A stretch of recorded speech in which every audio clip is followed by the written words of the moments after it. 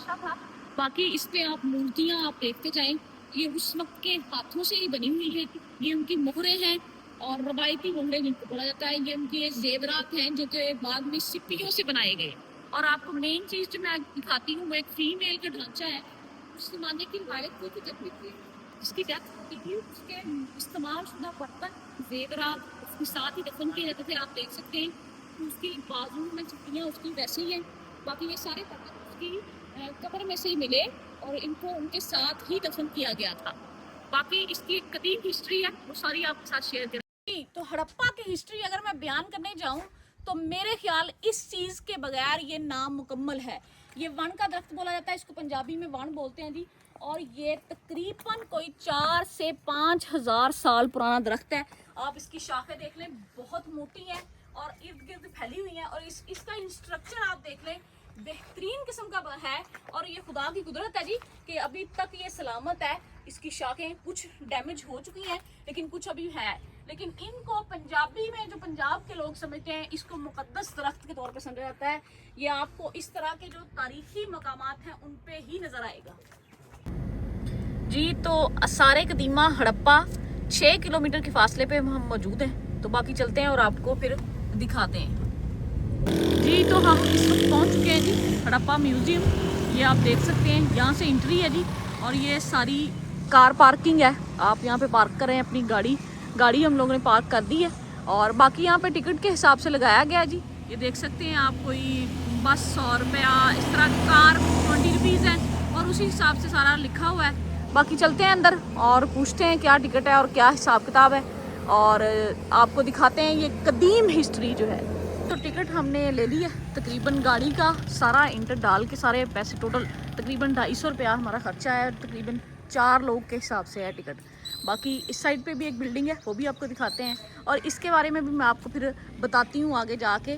तो ये इस साइड पे म्यूज़ियम है, तो अंदर चलते हैं और आपको फिर सारा म्यूज़ियम का विज़िट करवाते हैं। 1966 की खुदाई में ये मिला है जी और तकरीबन 1000-2000 साल पुराना ये घर है। और इसके साथ आपको नजर आ रही होंगी 3 किस्म की स्काफर का हिस्सा है। तो ये वो जानवर है जिसका कदीम हिस्ट्री में बहुत ही ख़ास और अहमियत रखता है। ये जानवर मजहबी लिहाज से भी और वैसे भी। आप इसकी खूबसूरती चेक कर लें, इसको यूनिकॉर्न हम बोलते हैं। तब पता नहीं लोग इसको क्या बोलते थे, लेकिन ये एक सींग वाला इसको हिरन भी बोलते हैं। और आप इसकी हिस्ट्री खंगाल लें, उस वक्त के लोग इसको मजहबी तौर पे बहुत मुकद्दस जानते थे। बाकी इसकी मुकम्मल हिस्ट्री जो है वो भी मैं आपके साथ बयान करूँगी।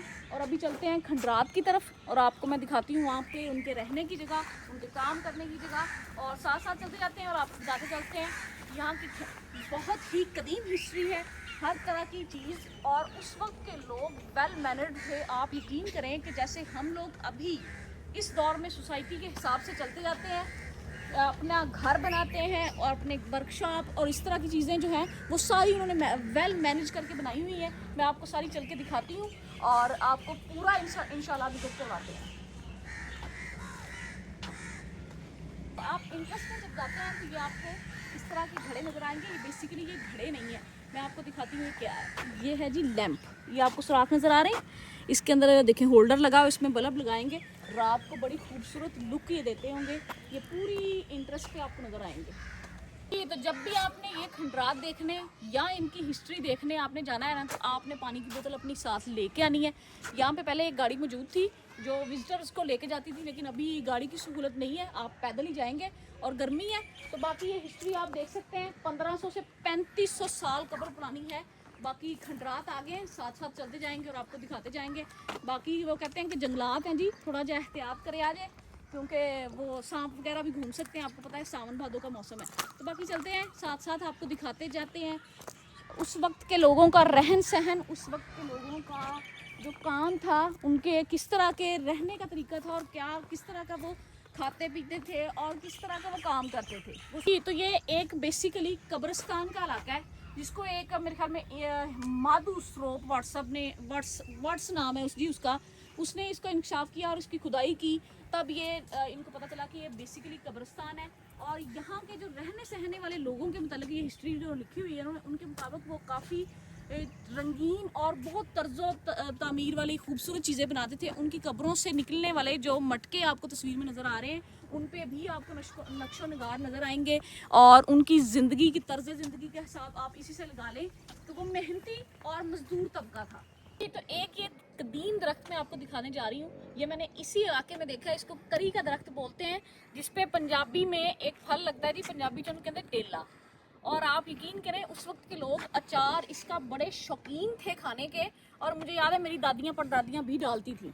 बाकी इस चीज़ के बारे में मुतालिक आपको बताती जाऊँ, ये काम हो रहा है, ये बेसिकली एक टावर बन रहा है। जैसे कि हम लोग मरी वाली साइड पे जाएं तो चेयर लिफ्ट वाला सिस्टम आपको नज़र आता है, वहाँ पे एक जगह से दूसरी जगह जाने के लिए ये टूरिस्ट के लिए वो बना रहे हैं, ताकि आइंदा आने वाले वक्त में आप चेयर लिफ्ट के ज़रिए एक जगह से दूसरी जगह पे जाके ऊंचाई पे जाके आपको पूरा हड़प्पा शहर की पूरी हिस्ट्री और पूरा कदीम इलाका आपको नज़र आएगी। साथ साथ चल जाते हैं और आपको बताते हैं, ये दीवार देख लें आप और इसकी मोटाई देख लें। ये मिट्टी से बनी हुई दीवार है, ऊपर आपको ईंटों के आसार भी, पक्की ईंटों के आसार भी नज़र आएंगे। ये वो शहर है बेसिकली जो कि तबाह हो गया था। कुछ लोगों का मानना है जी कि सैलाब की वजह से, कुछ लोगों का मानना है कहत साली की वजह से, लेकिन बहुत सारी इनके बारे में हिस्ट्री है इसकी, वो हम आपको साथ साथ बताते जाएंगे। ये देखिए जी, ये भी उनका एक आसार है जी, ये उनका टीला है बेसिकली, जहाँ पे वो रहते थे या तजारत वगैरह करते थे। और यहाँ का मानना है, हिस्ट्री है कि जी यहाँ के लोग तजारती थे, ज़्यादातर तजारत करते थे, खेती बाड़ी करते थे, मजदूरी करते थे, और इस तरह के इनके मामला थे। और अपने तर्ज ज़िंदगी भी इन्होंने ऐसे ही बनाया था। ये देखें ढपी हुई नालियाँ, वहाँ पे आप तब का आप देख लें कि सीवरेज सिस्टम भी उस वक्त में था। और आपको अगर मैं दिखा सकूं तो इधर घर बने हुए हैं और उन्होंने ना बंद किए हुए हैं दरवाजे, बेसिकली थोड़ा थोड़ा काम हो रहा है, तो इसलिए मैं आपको दूर दूर से दिखा रही हूँ। बाकी ये कच्चा हिस्सा भी है और साथ में बाकी ये दरख्त तो आप देख ही सकते हैं। मैंने आपको इसकी, तो ये आपको दीवार नज़र आ रही है, देख लें इसकी मोटाई। और इससे परली साइड पे अगर आप देखेंगे तो इसको फसील शहर बोला जाता है, जो कि कहा जाता है कि तकरीबन कोई 3 दफ़ा तबाह हो चुका है। उसके बाद मैंने आपको मज़दूरों के घर तो दिखा दिए, अब आपको जो यहाँ के मालकिन या बड़े लोग थे, उनके बादशाह वगैरह, उनके घर भी दिखाती हूँ। ये उनका बेसिकली रहायशी इलाका है। आपको ये सीवरेज सिस्टम नज़र आ रहा है, तब भी ये ऐसे ही था और इसको मज़ीद सेट किया गया। जारी सी बात है, अगर आपको एक हिस्ट्री बयान करनी है तो उसके मतलब पूरा बताना चाहिए। बाकी ये देख लें, ये भी कोई ऊंचा कोई वाच टावर टाइप चीज़ होगी। वो कुआं है, पानी के कुएं उस वक्त भी थे। जारी सी बात है, तर्ज ज़िंदगी, एक तो ये नहरी इलाके थे, तजारत बेसिकली ये लोग नहरों के पास ही क्यों रहते थे, क्योंकि तजारत करने में आसानी थी, आमदोरफ्त में आसानी थी, आने जाने में आसानी थी। और तजारत में नील, बेसिकली ये नील का तजारत, सबसे ज़्यादा नील और कपास की तजारत करते थे। ये उनके वज़रा के जो घर हैं, और साथ में आपको अगर देखा जाए तो अलहदा से वॉशरूम सिस्टम है इनका, अलहदा है, घरों से काफ़ी दूर हिस्से में बनाया गया है। बाकी यहाँ से नज़र डालें तो दूर दूर तक आपको खंडरात ही खंडरात नज़र आएंगे।